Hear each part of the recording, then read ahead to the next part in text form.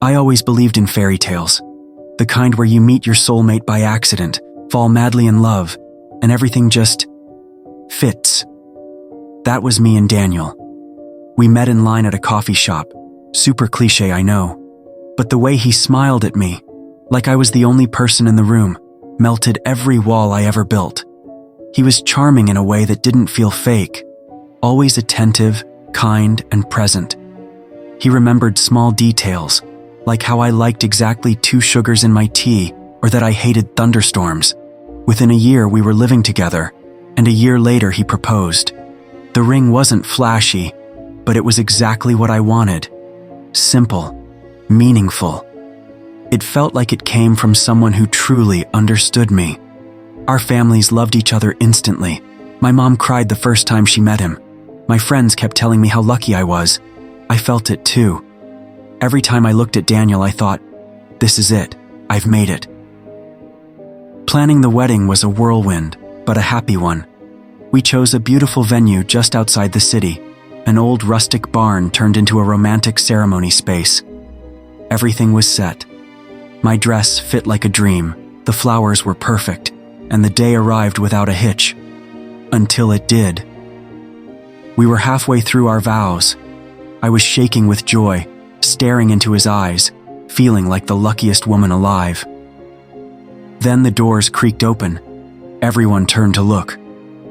A woman stood at the entrance, hair messy, eyes red. At first I thought maybe she was just lost or confused. But she wasn't.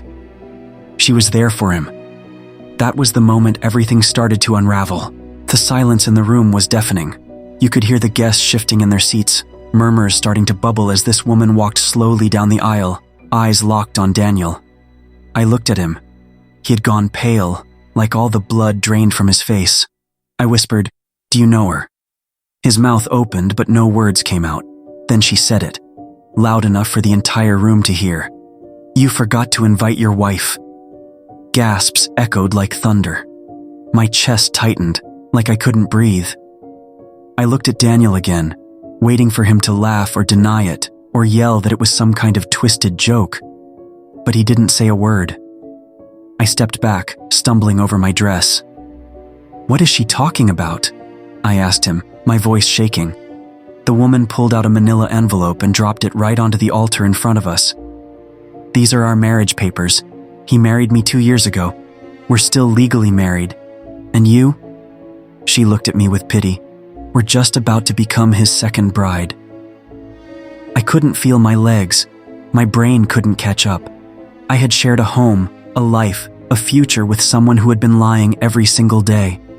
I wanted to scream, cry, run, anything to escape that nightmare. Daniel finally spoke. "It's not what it looks like." That's always what they say. I didn't need to hear another word. I turned around, lifted my dress, and walked straight down the aisle, past shocked friends and horrified family, past the woman who had just shattered my world, and straight out of that barn.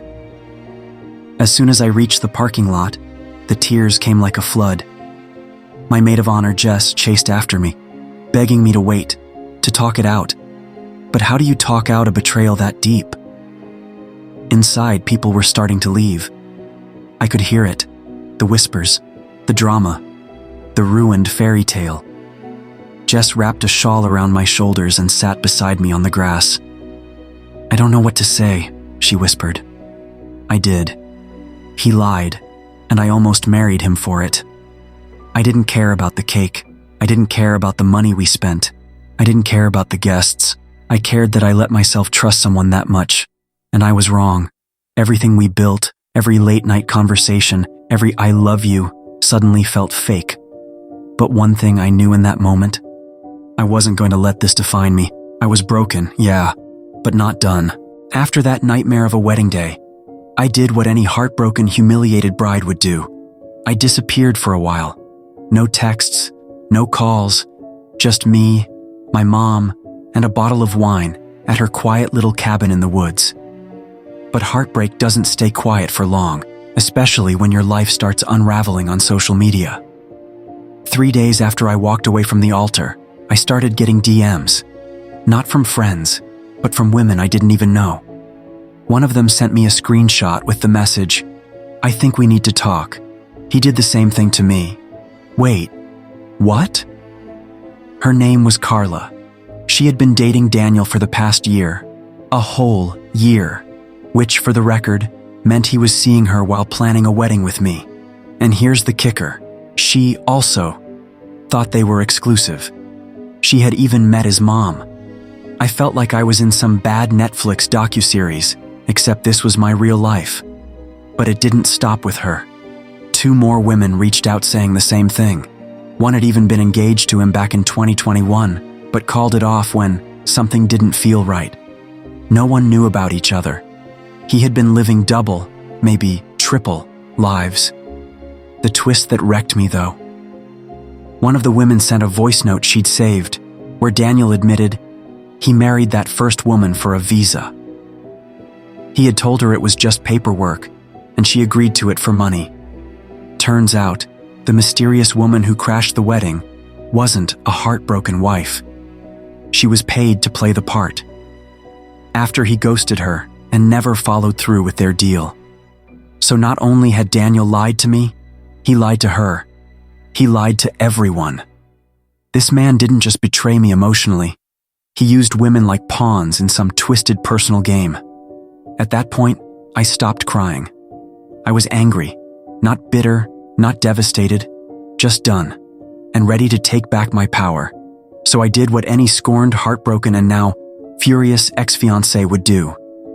I sent the screenshots, the voice notes, the messages to every woman he dated. And then, I made a TikTok, not to humiliate him, but to warn others. And let me tell you, it exploded. Thousands of views, comments from other women saying they dealt with men like that. Some even recognized Daniel. Turns out, his lies weren't just local, they were global. He'd underestimated one thing: me. In the comments, one girl wrote, "You didn't lose a husband, you dodged a manipulative disaster." She was right. Oh, and the best part? Daniel tried to message me 2 weeks later, just one line. "Can we talk?" I blocked him without a second thought. I wasn't the woman who needed closure anymore. I was the one who found the truth and walked away from it. After blocking Daniel for good, I felt this weird sense of calm. Not peace exactly, but control. Like for the first time in months, maybe years, I was finally steering my own story. I moved back into my apartment and cleared out every reminder of him. The pictures, the notes, the drawer full of his stuff he left behind like little landmines. Gone, donated, or dumped. It felt like I was shedding a skin that had grown too tight, too painful to wear. I focused on me again. I went back to work, started taking yoga classes, and even joined a local support group for women who'd experienced betrayal trauma. Talking helped, crying helped, laughing, eventually, helped even more. But the biggest surprise? That viral TikTok turned into something real. I started posting more, not just about my story, but about recovery, boundaries, and emotional healing. Turns out, people really connect with raw, unfiltered truth. Women from all over started messaging me, sharing their own horror stories and thanking me for being brave enough to speak up. That support built something inside me I hadn't felt in forever. Strength. And then came the wild twist. Remember the wedding photographer? She reached out to me privately after seeing the TikTok. Said she had noticed something weird that day.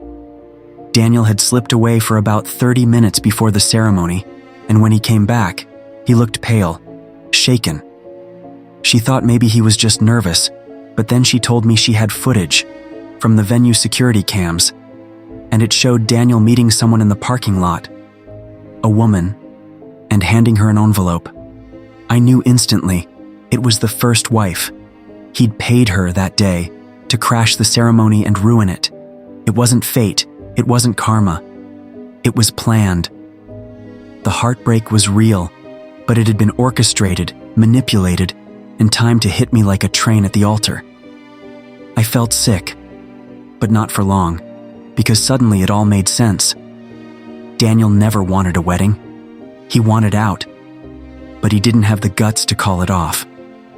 So he manufactured the perfect disaster, just enough to make me walk away while keeping his own hands clean. Classic narcissist move. And here's where it flipped.